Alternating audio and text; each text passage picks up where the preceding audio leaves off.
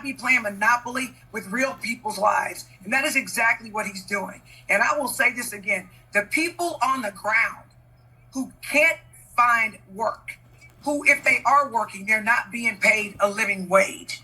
People literally cannot afford groceries. I'm literally out at food insecurity, food giveaways to people who literally every other week, every 2 weeks, are coming for fruits and vegetables and protein because they can't afford it.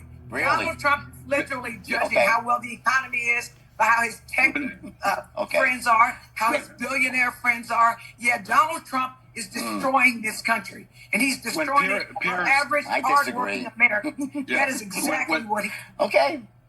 When Donald Trump left office, the inflation rate was 1.8 in 2021. Exactly. And people were warning Democrats, Larry Summers in particular, do not do this Build Back Better inflation rate. You're going to print $7 trillion at a time we have supply chain disruptions, and the people have been pent up for 2 years, and they have repressed demand, and they're going to go out and buy things they can't get because they're not available, and we're going to have a spectacular inflation. And lo and behold, 12 months later, it was 9.1%, and that's what happened.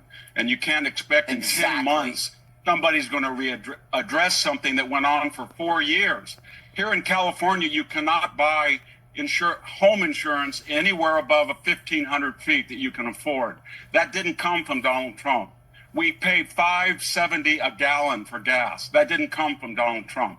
300,000 people are leaving the state every year for that reason. They cannot afford. Yes, well, they cannot afford housing here. They can't afford gas. They can't afford food. They can't afford insurance. And that was all spiked in the last 4 years. And it has gone up since Trump has been in office. Everything is more expensive since Trump was in office.